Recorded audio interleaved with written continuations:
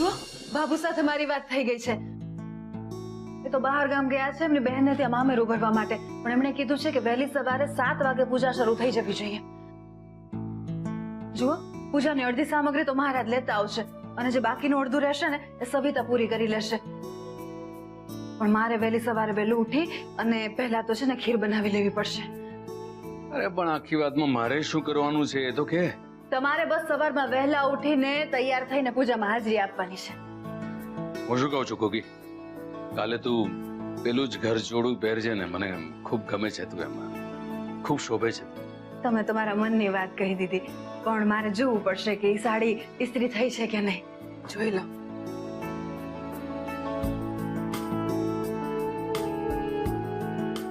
જો અરે કેવું પડે કોકી, આપણા લગ્નને આટલા વર્ષ વીતી ગયા પણ તારા સાડીની ચમક અને તારા ચહેરાની ચમક હજુ એવી ને એવી જ છે.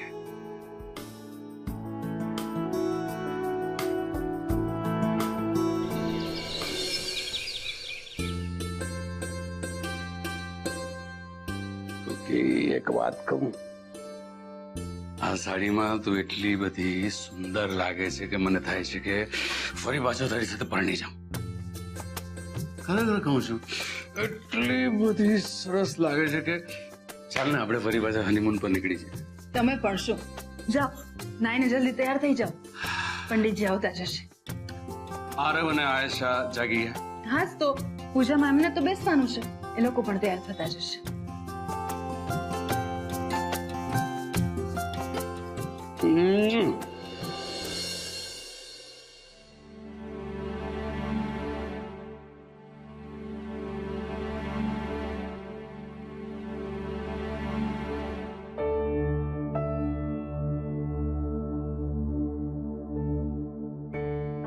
હા શું, તમે હજી સુધી તૈયાર નથી થયા?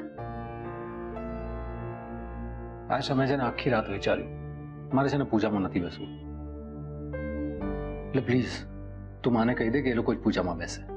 અરે પણ સોનુ તૈયાર થયા કે નહીં? અરે વાહ સોનુ, તારો તો વટ પડે છે ને આ સાડીમાં. પણ તું કેમ આમ બેઠો છે, તૈયાર કેમ ન થયા? આ મારી સામે શું જોયા કરે છે? જા જલ્દી તૈયાર થા, હમણાં પંડિતજી આવી જશે. માં એકચ્યુઅલી એવું છે કે મારે ઓફિસમાં બહુ બધું કામ છે એટલે હું લેટ નહીં જઈ શકું. સો પ્લીઝ તું મને છે ને આ પૂજામાં ઇન્વોલ્વ નહીં કરે ને તો સારું છે. અને તું ને પપ્પા પૂજામાં બેસી જાવ ને, હું પ્રસાદ લઈને નીકળી જઈશ. તમે ખોટું બહાનું કેમ બનાવો છો? મમ્મીજીને જે સાચું છે એ કહી દો. શેનું ખોટું બહાનું અને સાચું શું છે? માં સાચું એ છે કે મારે પૂજામાં નથી બેસવું. અને હા, આશા ભલે એકલી બેસતી, અને જો એવું હોય ને કે પૂજામાં કપલે જ બેસવાનું હોય તો તું ને પપ્પા બેસી જજો. પણ તારે પૂજામાં શું કામ નથી બેસવું એ તો કે? મમ્મીજી એમનું માનવું છે કે જો અમે લોકો રાંદલમાની સ્થાપના પૂજામાં બેસીશું તો તમારા લોકોની અપેક્ષાઓ વધી જશે અને જે પૂરી નથી થવાની. એટલા માટે અમને પૂજામાં નથી બેસવું. આરવ, તારું મગજ તો ઠેકાણે છે ને? સવાર સવારમાં વળી પાછું આ બધું લઈને શું બેઠો છે? અને તારા પપ્પાને ખબર પડશે તો એ શું વિચારશે એનો તો વિચાર કર. અને તમે બંને પતિ પત્ની છો તો પછી રાંદલમાની પૂજામાં બેસવામાં વાંધો શું છે? માં આરવ, મારે કઈ નથી સાંભળવું. પૂજામાં તમે બંને જ બેસશો અને આ મારો હુકમ છે જે તારે માનવો જ પડશે. અને હું કહું છું એટલે પૂજામાં નથી બેસવાનું, પૂરી શ્રદ્ધાથી અને સાચા મનથી પૂજામાં બેસવાનું છે.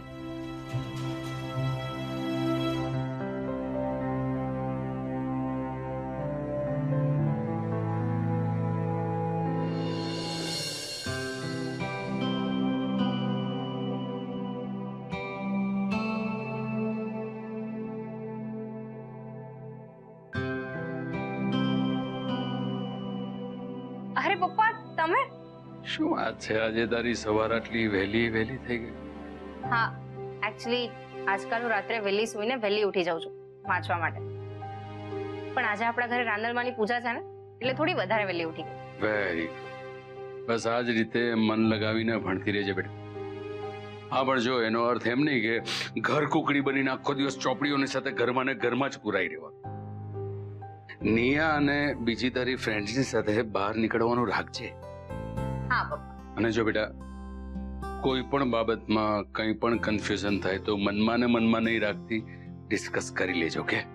હા પપ્પા, આઈ પ્રોમિસ યુ કે હવે હું તમને ફરિયાદનો એક પણ મોકો નહીં આપું.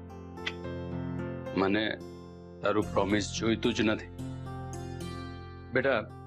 પ્રોમિસ ત્યારે માંગવું કે આપવું પડે કે જ્યારે આપનારને પોતાની જાત પર અને માંગનારને આપનારની ઉપર કોઈ ભરોસો ના હોય. પણ મને હવે તારી ઉપર સંપૂર્ણ ભરોસો છે કે તું ક્યારે હવે આવી કોઈ ભૂલ નહીં કરે. So now just focus on your study and be something, કશું ફન. ઓકે? યસ પપ્પા, and thank you very much for everything.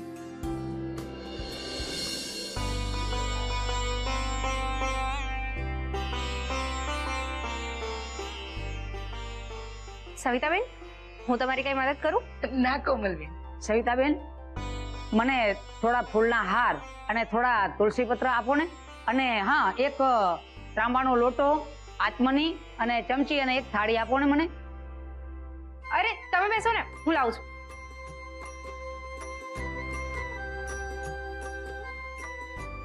Savitaben,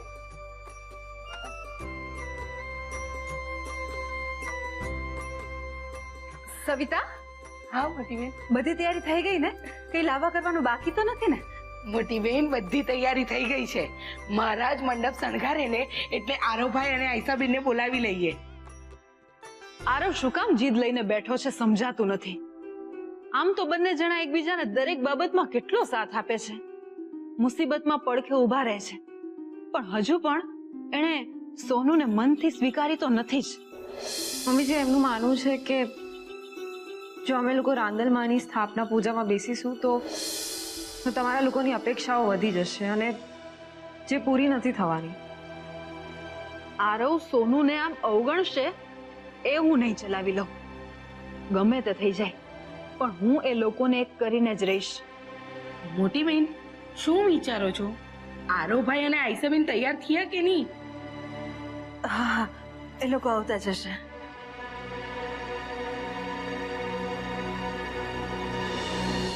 Kokilaben, વરઘોડિયાએ તો બહુ વાર કરી આવવામાં. જટ બોલાવો એટલે પૂજા શરૂ થાય. હા બેન, મારે પણ બીજી જગ્યાએ જવાનું છે. મહારાજ, પૂજા પછી ઘોડો ખુંદાવીને જજો. હા, આપણે આયેશા વહુ પાસે પણ ઘોડો ખુંદાવશું, જેથી આ ઘરમાં કનુડો કે નાની ઢીંગલી રમતી ફરતી થાય. એ સવિતા, જરા જો ને, આરવ અને આયશા ક્યાં અટકી ગયા છે? બોલાવે લોકોને. ભલે મોટા શેઠ. લો, આવી ગયા વરઘોડિયા.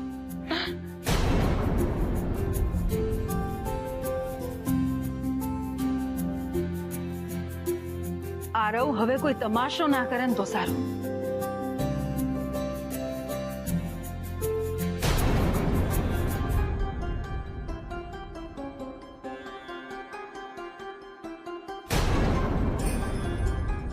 હે ઠાકોરજી, જે વાતનો ડર હતો એ જ થયું. પણ આરવના પપ્પા મને પૂછશે તો હું જવાબ શું આપીશ એમને?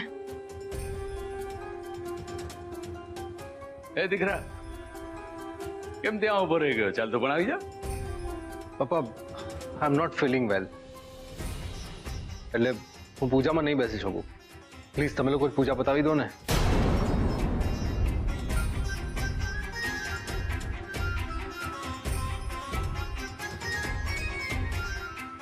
ઓકે, આરવને શું થયું જરા જોઈ લે. કઈ નહીં, હું 2 મિનિટમાં આવી. સવિતા, તું મહારાજને થાળ આપ, હું આવી. મમ્મીજી, એ નહીં આવે, મેં પૂજામાં નથી બેસવું. તું જઈને બેસ, હું એને બોલાવીને આવીશ.